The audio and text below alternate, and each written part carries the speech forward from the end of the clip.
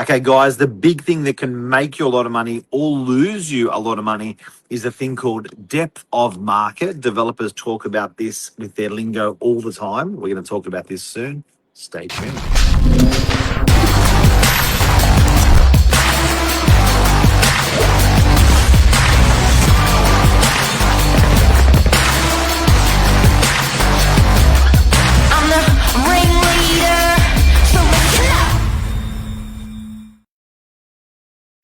Welcome to Morning Minutes. Myself, Michael Bergio, Mark Novak, episode 1642. Depth of market. What is it? What does it mean? How does it affect you as a potential buyer, potential tenant, potential seller? What should you be looking for? Because everyone always looks at sold prices and days on market, but no one ever looks at depth of market. What is depth of market?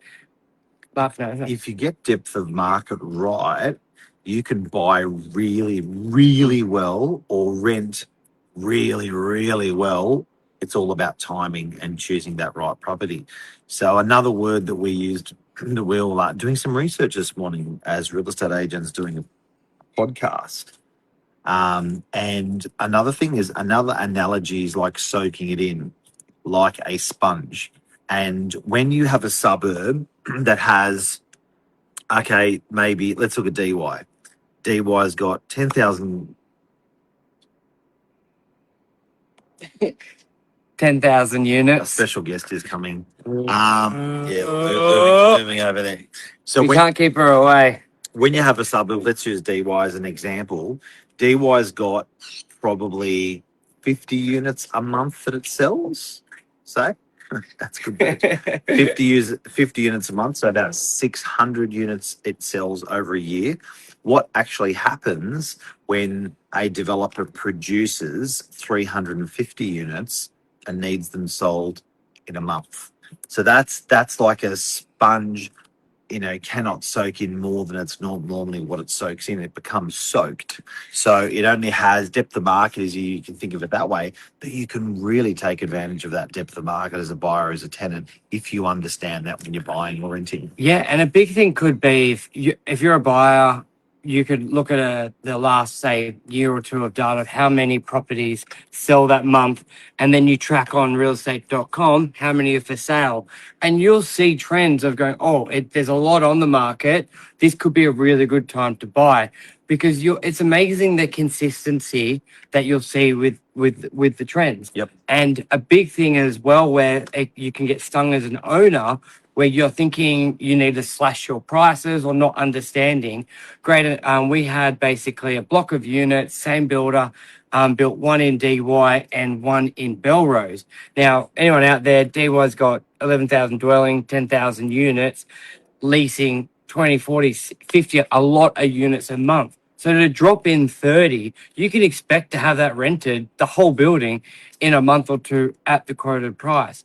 But then you look at somewhere like Belrose, where historically there's maybe 200 units, if that. There could be one or two rentals a month. And then you drop in 30, you may think as an owner, I'm only going to rent these for $200 a week.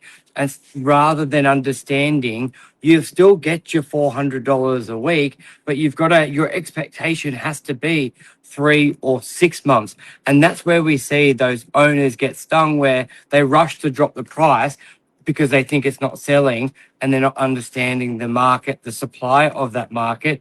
And on the reverse, if you're a tenant and buyer, you can spot this.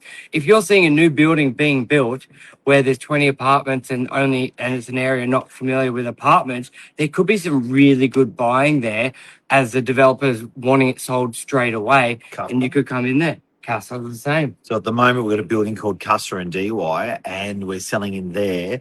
And in that building, there's 260, 80 units that are in there. And people that actually buy, they turn around and go, I can't understand why it's cheaper than everything else. And it's because of that depth of market. The developer has to have sexy pricing. Now, once that building is sold out, normally these buildings are sold out when they're finished.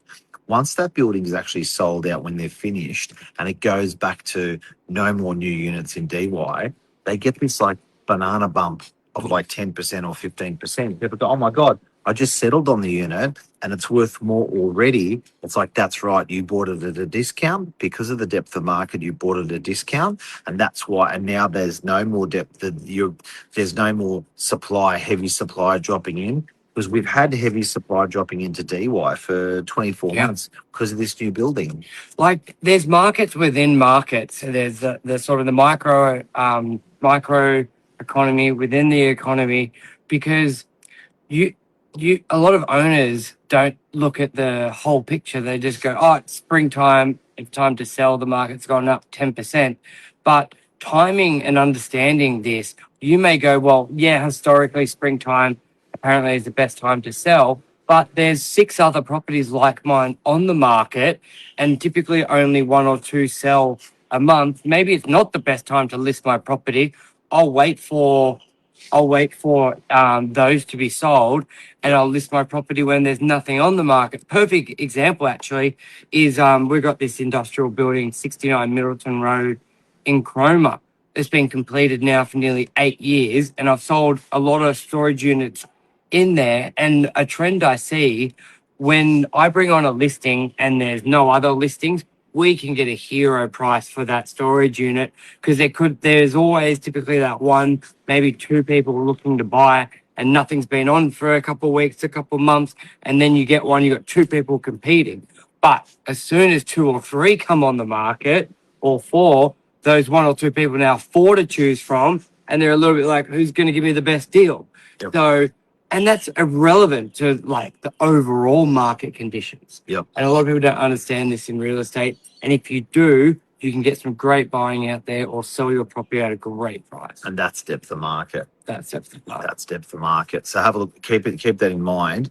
And you can pick up a great buy if there's too many of those properties on the market when you're buying. You can pick up a great, like at the moment we've got 7 Rodber Road in French's Forest. Yep. And there's all these storage units, 40 storage units for rent. And owners are going, you know what? I don't care. Just get it rented, whatever you can get it rented for, in 12 to 24 months' time. When everything's rented in the building, I'm going to be a hero and re-let it at a good rent, at a market rent. I'm going, that's super smart. The tenant's the winner. Mm. The landlord's smart because they bought it for well anyway, so they've made money there. And they understand that depth of market, what's happening. Yeah. So there it is. Depth of market. Depth Love of market. you. See you guys. Bye-bye.